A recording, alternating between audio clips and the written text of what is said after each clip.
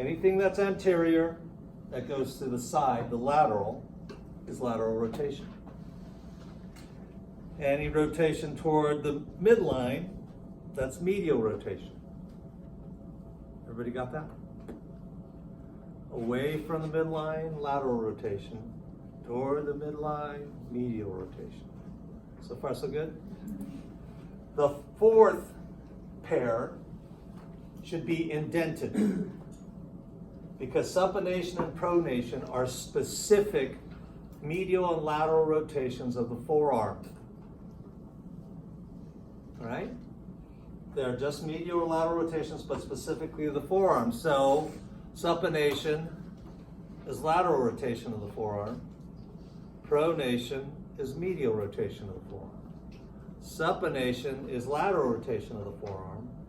Pronation is medial rotation of the forearm. If you go to Costco and some panhandler in the parking lot asks you for $1 for soup, their hand is out there for supination. If you give him a penny, he says, I can't buy booze with a penny. He'll pronate it to the ground. Okay. But this is why, boom, anatomical position is extended and supinated. Everybody got it? Okay. Elevation and depression, only your shoulders and your jaw can do this. This is elevated. This is depressed.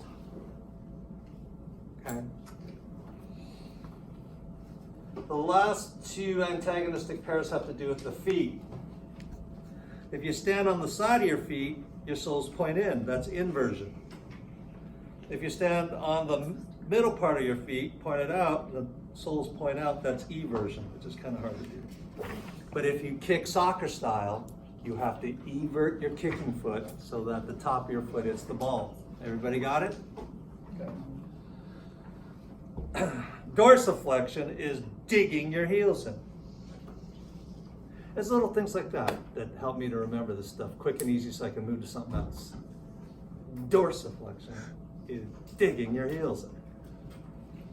Plantar flexion, stepping on the gas. Everybody got it? Be careful in spelling. Dorsiflexion is one word, plantar flexion is 2 words. It's commonly misspelled. Okay? And then the last two are not antagonistic movements. Any cone-shaped movement is circumduction. Get this balance, circumduction. Okay. You can actually do that with your phalanx too. That would be considered circumduction, even though it's not a ball and socket joint. So it's not limited to ball and socket joints, although that's the easiest joint to do circumduction. Opposition has to do with the thumb going to the fingertips. We have opposable thumbs. They can go to the fingertips. If you have opposable big toes, you're a monkey. Any questions on page 17? Again, this will be the extra credit. Did everyone sign in? For Lab Exam 2, extra credit for Lab Exam 2. Now, turn to page 18. There are 16 muscles from page 16, and those 16 muscles have a little hashtag next to them on page 16. They're listed here. Turn to page 16 and look at the muscles with the hashtag. They're listed here on page 18. For these 16 muscles, you have to know origins, insertions, and actions. Now, look at the far right column under action. Do you see some of the verbs that we just covered on page 17? That's where they are. Everybody got it? That's why I did page 17 first. All right, here's your definition of origins and insertions. We will cover this next week in lecture. Remember that skeletal muscle are stacked tubes. Do you guys remember that from histology? When it contracts equally on both ends. Okay, it's just a tube getting shorter. Because of biomechanics, one end will hardly move or maybe not move at all. That would be the origin. The other end will move a lot. That will be the insertion.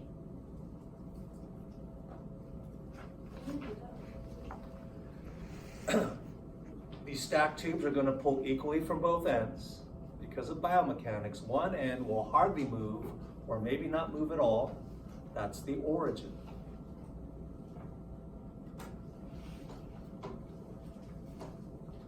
The other end will move a lot, and that would be the insertion. That is actually your best definition of origins and insertions. Your textbook likes to say that it is the more proximal attachment is the origin, the more distal is the insertion. Well, and that is mostly true, except for things like adductor pollicis, where the origin and insertion is equally proximal distal. And that doesn't work on the trunk at all, because proximal distal only works on the appendicular skeleton.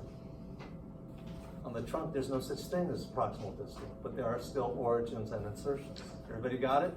The definition I gave you is the one to go with. Now, I don't know about you, but when I was a student, I would consider this to be a huge rectal pain, because you're just basically memorizing a page worth of words. Does anybody agree with me? And what I really hated about this is if I actually memorized the whole thing, the teacher would only ask a couple of points on it on the exam. That was a lot of wasted effort. Since I teach this class the way I would want it taught if I was a student in this class, I won't do that to you. On Lab Exam 2, there's going to be a buttload of questions from page 18. Learn it and get rewarded, or don't and get spanked. It's up to you. Are we clear? Yeah. Ideally, you would memorize the whole thing. If you just don't have enough space in your brain to memorize the whole thing, this is what I would do. I would memorize origins and insertions. Then, if you recognize, and especially for this lab exam, if you know how the skeleton fits together, if you know muscles only work by contracting or shortening, you might be able to deduce what the action is. If you know that muscles only work by shortening, and if you know the spots on the articulated skeleton from this lab exam that you're going to have next week, if you know it's shortening, you can almost deduce the action. I'll show you here in a second. That's only if you don't have enough memory in your brain for all three columns. Are we clear? Now you guys remember that lab exams have stations with A and B questions. Does this ring a bell? The 7 or 8 stations, and that's how many points is going to come off of page 18 for Lab Exam 2. I'm going to give you the name of the muscle. A and B is going to be 2 out of the 3 columns. It's that simple. Everybody got it? Any questions? Oh, I forgot to mention this to Tuesday Lab. I better tell them next week.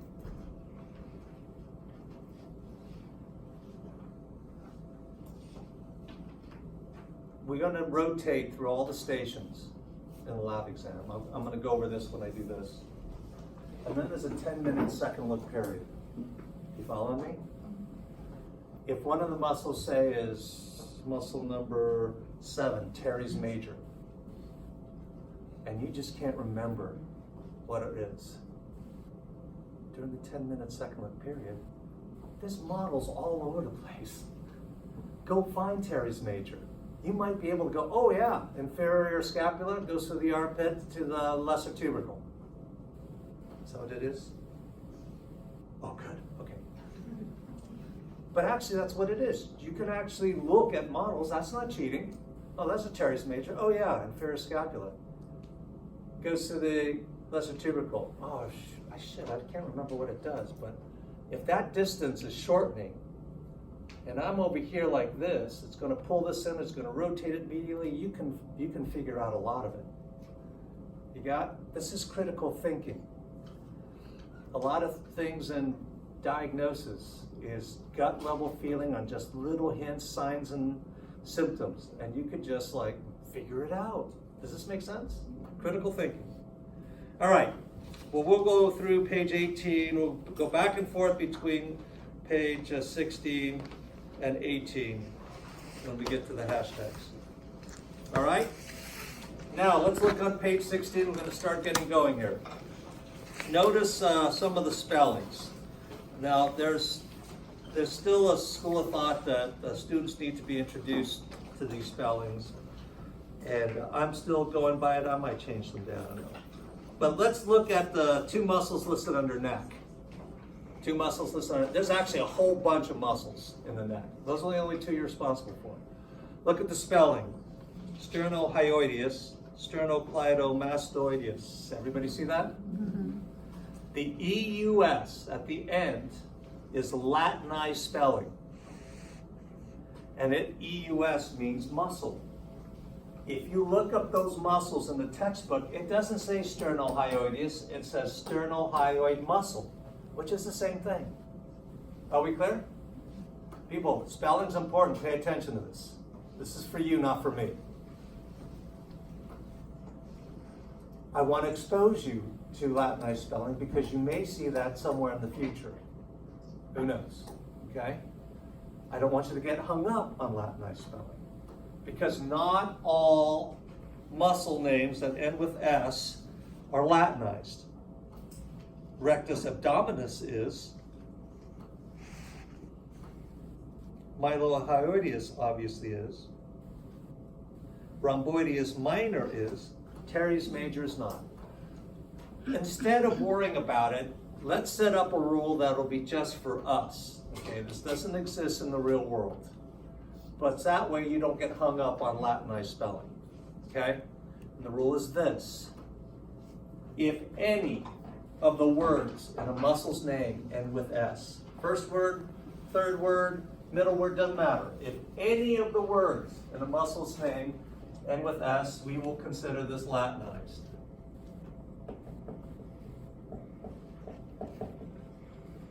Which means muscle is now part of the name. Sternohyoid muscle, sternohyoideus. If it is Latinized, do not write muscle. Because it's already said. So the converse is true. If none of the words in a muscle's name ends with S, you better write muscle.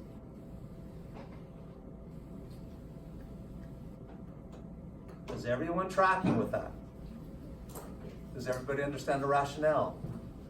I want you exposed to Latinized spelling. I don't want you to be hung up on Latinized spelling. Okay? This does not apply to the real world. This is just for us. The good news is if you look at page 16 and look through it, it's following this rule. Any of the words end with S, you don't see the word muscle.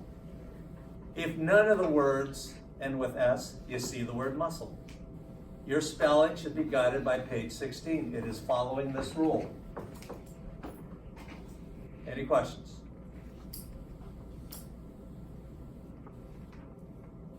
Okay. So, we've already covered the bones, so you know where the frontal bone is and the occipital bone is. Well, the muscle that's on top of the frontal bone is frontalis. That's the blue arrow. The arrows don't go off in order because they're not in views.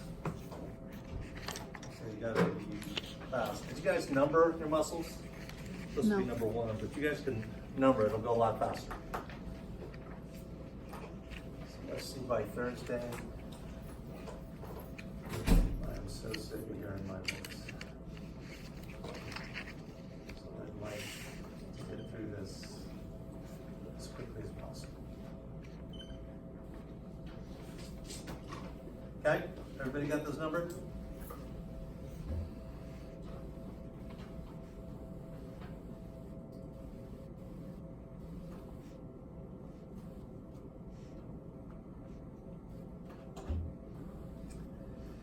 Okay, there's frontalis there again, in blue. If you try to look up frontalis in the textbook, you won't find it. I'll explain that more later. In green is a sphincter muscle. Did you guys know you had sphincter muscles on your face? You probably thought all your sphincters were downstairs. No, there's several on your face. All it means when it says a sphincter muscle is the fibers run in a circle. This one is circular or orbiting the eye, so it is orbicularis oculi. That's the green. Orbicularis oculi. Everybody say this out loud. Orbicularis. Orbicularis. The fibers are orbiting the eye. Everybody got it? The most common lost half point is not writing the first R.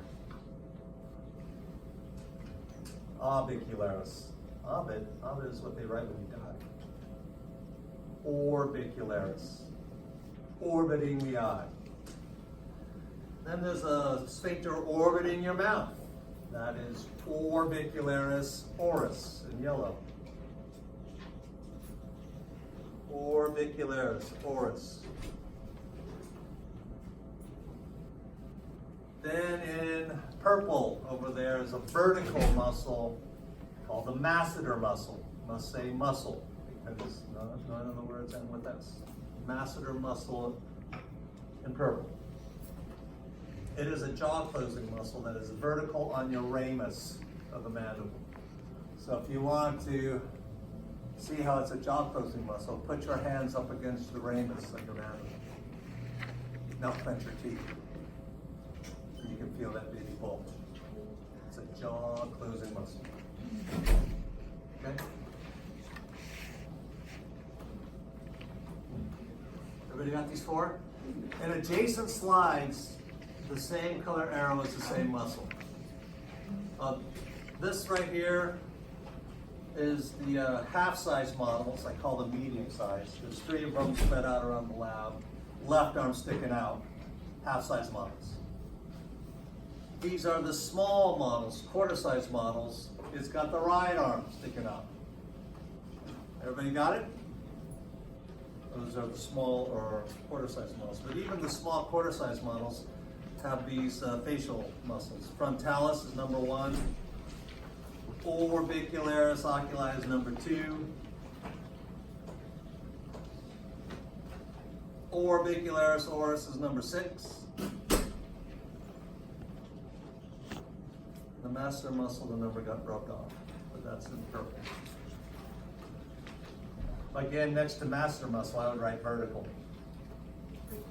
Vertical. The fibers are running vertically up the ramus.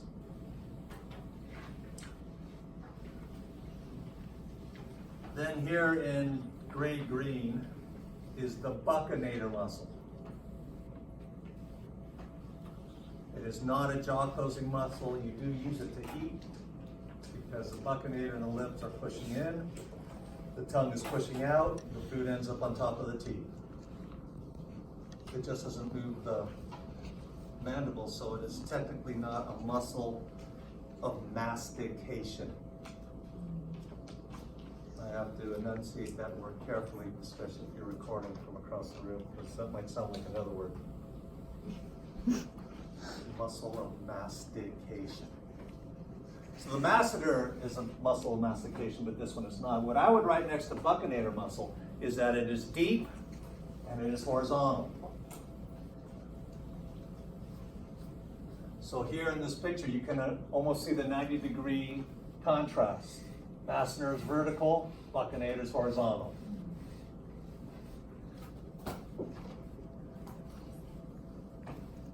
This is on the quarter-size models. You got the frontalis up there on the frontal bone, and you got this small little wispy thing on the occipital bone we call occipitalis. That's the orange arrow. They both pull on the same broad tendon that sits on top of your skull, called the epicranius aponeurosis. All right, so this is what you're going to find on your textbook if you look these up. Question? Occipitalis is number 2. Blue is number 1. Orange is number 2. Everybody got it? If you look these up in the textbook, it calls the blue the frontal belly of the epicranius. The orange is the occipital belly of the epicranius. Which one is easier to spell?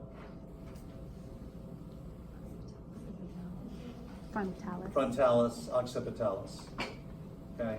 If you want to give it the same name that they use in the textbook, go ahead, knock yourselves out. But if you misspell it, I'll probably write next to the half point, ha ha ha. Told you. Okay, everybody got that? And why it's named differently in your textbook? All right, this is occipitalis on the half-size models.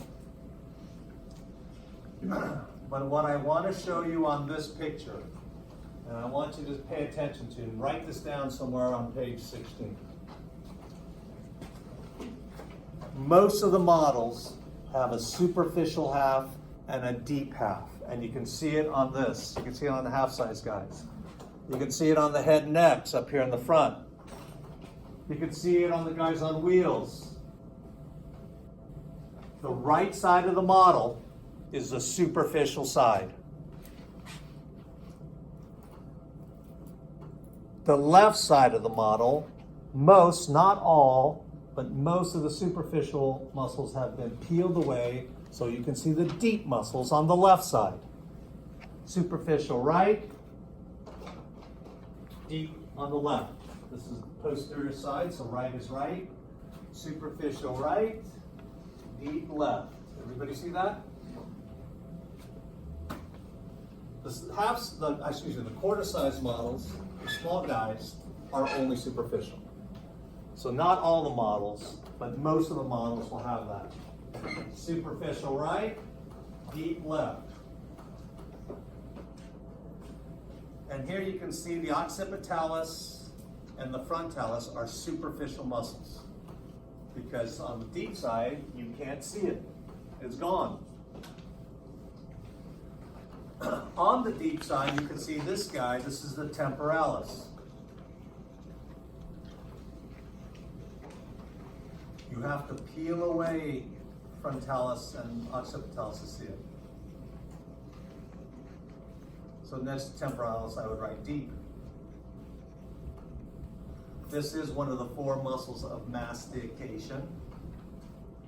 Because if you put your hands up here on your temples, on the side of your skull, just above your zygomatic arch, clench your teeth, you can feel that guy bulge. The other ones you can't palpate because they're on the medial side of your mandible. And that would be weird if you tried to palpate inside your mandible. Oh, and when we did the skull last week, I said, the zygomatic arch on these models will have a spring in it, right? Going through the zygomatic arch. I said in your body, it's actually the temporalis. Here's the zygomatic arch. Look how it's full of temporalis, intending for the coronary process of the mandible. Okay? Again, it's on the deep side. Here's the half-size models. You can only see the temporalis on the deep side. If this stuff over here is in the way, you cannot see temporalis. But you can't see the buccinator over here. You can see that it's deep and the fibers are horizontal. Temporalis ends with S. Buccinator muscle, because it doesn't end with S. Follow the rule.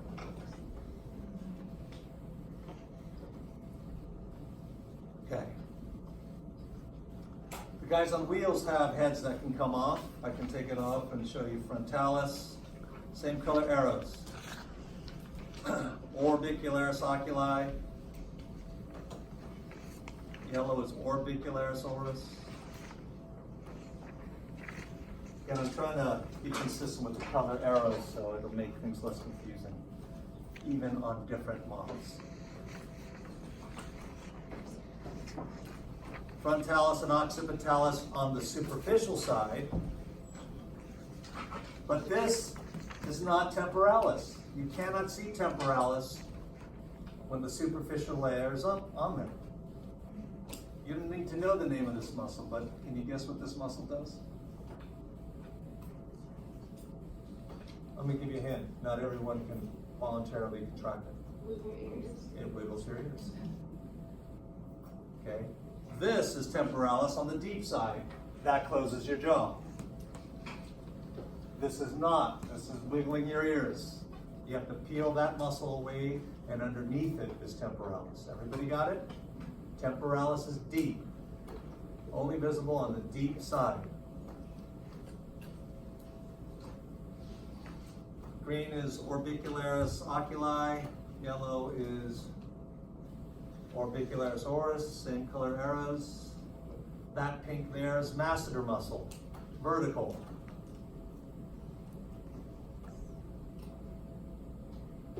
These two gray-green arrows is the buccinator muscle. Now, the reason why I put this on here is to show you, if I'm going to ask you buccinator muscle, I'm going to give you the whole view of it. I'm not going to just give you a tiny triangle. Everybody got it? Even though they're both buccinator, if I pin it on lab exam 2, it'll be the full buccinator, not just a tiny triangle. That's to minimize student vision. Okay, are we good to go on? All right, now we're underneath the chin. We should almost include this under neck instead of the skull, but oh well. This muscle has two bellies, hence the two dark blue arrows. And so the anatomist got cute and said, oh, it's like two stomachs. What do you think the name of this muscle is? Digastricus. Two bellies for two stomachs. Digastricus. You don't need to know that the top one is called anterior belly and the bottom one is called posterior belly. What you want to write next to digastricus is that it is superficial and it runs anterior posterior. Superficial runs anterior posterior.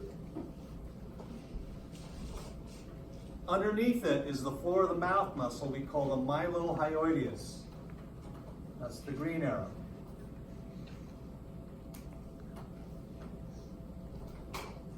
Next to mylohyoideus, you want to write deep medial lateral.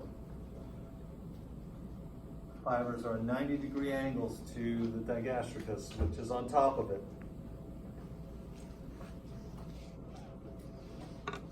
Digastricus, two bellies, but it's running anterior posterior with these low big cameras. You really can't see it, but it's running anterior posterior. The one deep to it, it's running 90-degree angles to it. Medial lateral. That's the mylohyoideus. The blue one, right? The blue line, medial. The blue is running anterior posterior, just see digastricus. Two stomachs, two bellies, that's why they're two blue arrows. They're both digastricus. If I pin either one, just say digastricus, because that's on page 16. You got to visually identify those two are the same muscle. Two bellies, two stomachs, digastricus. Green is mylohyoideus, it's deep to it. Fibers are running medial lateral. Look at how obvious this is. Oh, yeah. Everybody see that? Digastricus, two bellies running anterior posterior. Deep to it, mylohyoideus, and it is running medial lateral. You actually have two mylohyoideus muscles, right and left, and they meet at midline, and that's what's forming the floor of your mouth.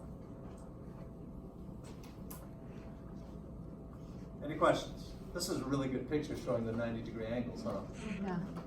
Is that how you would pin it? What's that? Is that how you would pin it?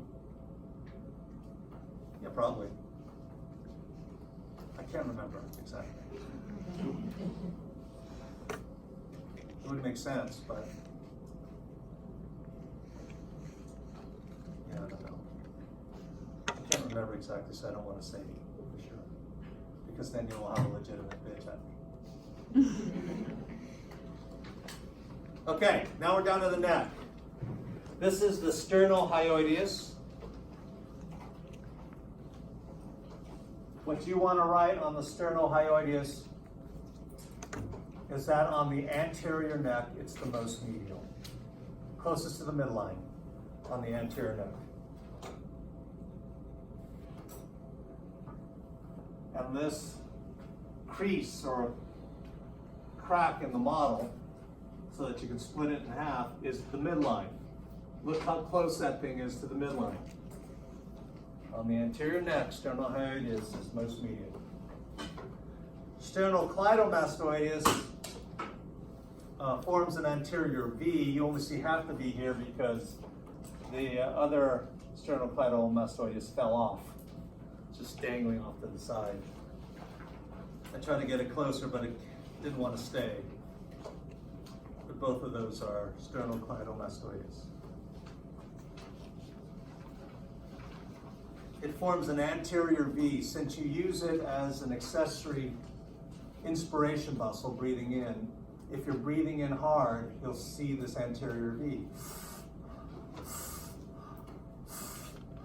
Anterior V is sternocleidomastoideus. Okay?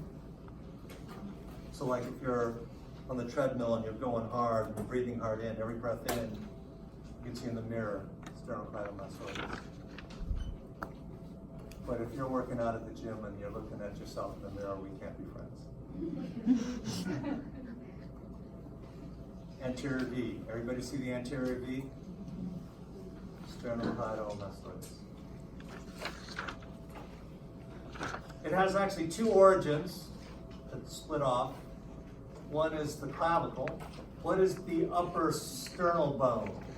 The most superior of the three bones in the sternum. Yeah, you better know that from next week. It's manubrium. That's right here. Two origins, manubrium, clavicle. The V is spreading out to the mastoid process of the temporal bone. This is what's good thing about a lot of the neck muscles, not all of them, but a lot. They're actually named for origins and insertions. Sterno, manubrium, cleido, clavicle, going to the mastoid, insertion. Everybody got it? The name? If you contract both of them, it does this. That's flexing the neck. If you contract one at a time, it's doing this. It's turning the face. Go to page 18. This is the first muscle on page 18. Origin is what? Manubrium and clavicle. Insertion is what? Mastoid. Action is what? Flexus maximus face. Everybody got it?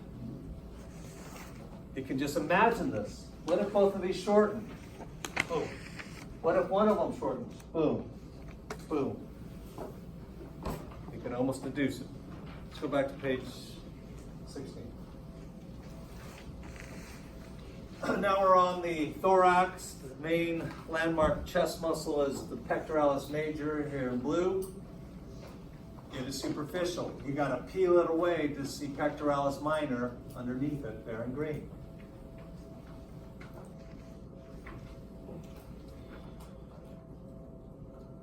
So on the half-size model, you can see the whole thing. On the head and neck, you can only see the superior portions of them.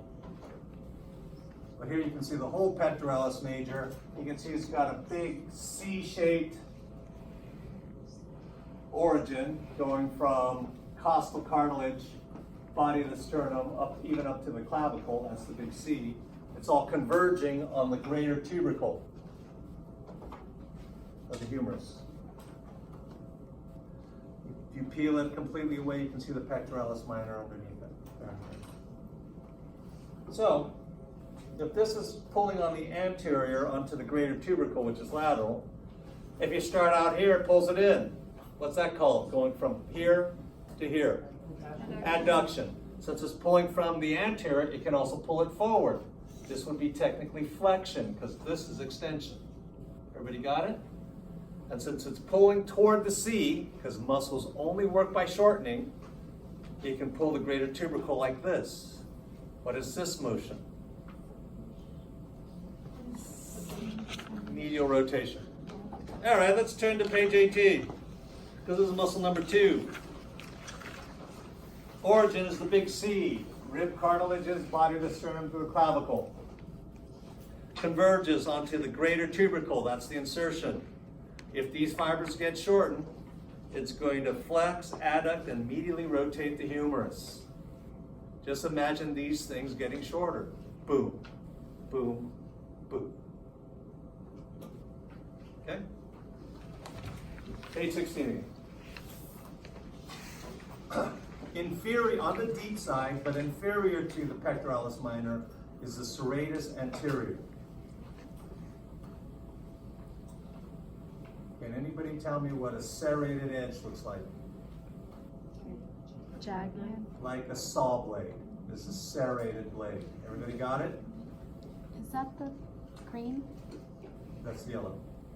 Green is pectoralis minor. So serratus anterior is inferior to pectoralis minor. But you can actually see it on both the superficial and the deep side, and you need to pay attention right now because it looks different. And you've got to be able to visually recognize either.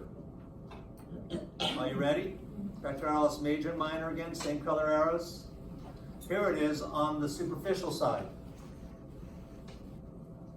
What I would write in my notes, since this is a note of visual recognition, on the superficial side, you see the name. Saw-bladed edge, serrated edge, pointed to the anterior, serratus anterior. On the superficial side, you see the name. Serrated edge, pointed to the anterior, serratus anterior.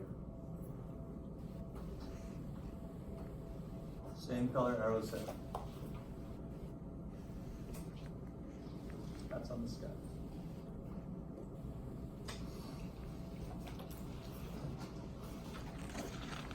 But this is what you see on the deep side. So again, pectoralis minor, and there's serratus anterior.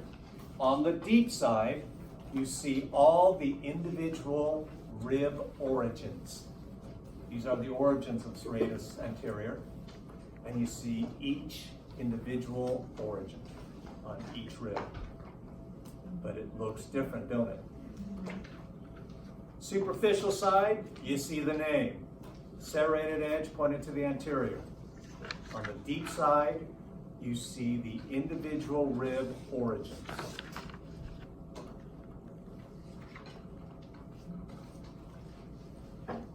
Boom, boom, boom, boom, boom, boom. Superficial side, you see the name. Serrated edge pointed to the anterior. Deep side, you see all the individual rib origins. It's the same muscle, I could pin either side. So you've got to be able to visually recognize either. Does that help? Only if you're listening to me. If you're not, it's not helping you.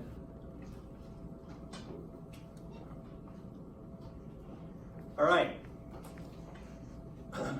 Green arrows are on serratus posterior. Except there's only one arrowhead. If you look this up in the textbook, the textbook calls this serratus posterior inferior, and underneath these rhomboid-shaped muscles is serratus posterior superior. The problem is, I don't have any models in this room that I can remove these muscles. So I can never pin serratus posterior superior, I can only pin this. Since I can only pin one, And since it's listed on page 16 this way, just call it serratus posterior. And it'll be this one. Everybody got it? That's why the top one doesn't have an arrowhead. You can't see the muscle, serratus posterior superior. It ends there, you can't see it. It's underneath that. Everybody got it? Do I need to explain that again?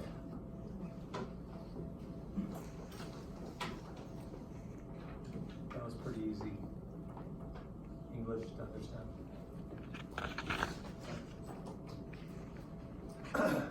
This is the head and neck models. Again, I'm gonna do this one here because these muscles are really in the neck, but it's listed under thorax.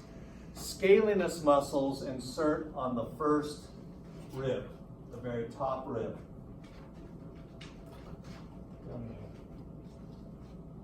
The only one here, and there's three of them, the only one here I can pin is scalenus anterior, which is this one on the left. I can't pin these other ones because they're not listed on page 16, even though they're all scalenus muscles. This is scalenus anterior, and right here, behind this vein, is the first rib. You can kind of see the bone color here.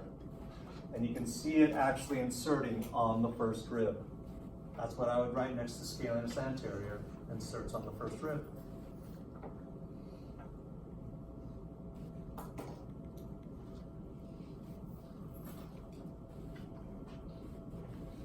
Any questions?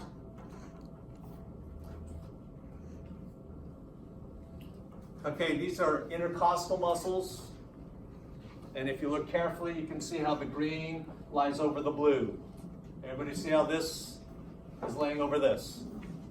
So this is obviously the external intercostal muscle in green, internal intercostal muscle in blue.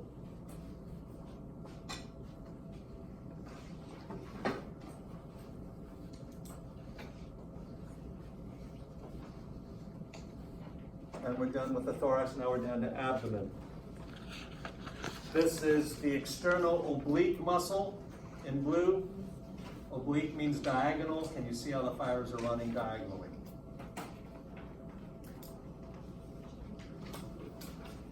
In green is the rectus abdominis. Sometimes referred to as a six-pack. You can actually see it's an eight-pack, can't you? Most Americans, it's a pony cake. Everybody, if you're studying an open lab, you got to keep your voices down, but I'm serious. If I was a student in this class and I was studying for lecture exam 2, I would say all these muscles out verbally, and I would over-accentuate the last vowel. In green is rectus abdominis. Also commonly misspelled have points. The last vowel, students screw up all the time because they don't listen to me when I say sound it out and over-accentuate the last vowel. If you do that, you're not going to misspell it. Rectus abdominis. Now the students say, I don't want to listen to this shit anymore. Rectus abdominis, rectus abdominis. Half point off. Okay? I say this for you. I already passed this class. All right. Let me just do this here, because now we're on the guys on wheels that have a superficial side and a deep side, correct? This is the sheath of the rectus abdominis, and if you eventually want to be one of the cadaver dissectors, you're going to find this out just experientially. If you peel this off, like they did on this side, the external oblique muscle there in blue is in the same fascial plane as this sheath, and it comes off in a layer. Boom. You just peel it off, all of a sudden you see the external oblique muscle in that sheet you just peeled off. And what's underneath it is the internal oblique muscle. You got to peel off the external oblique muscle to see the internal oblique muscle.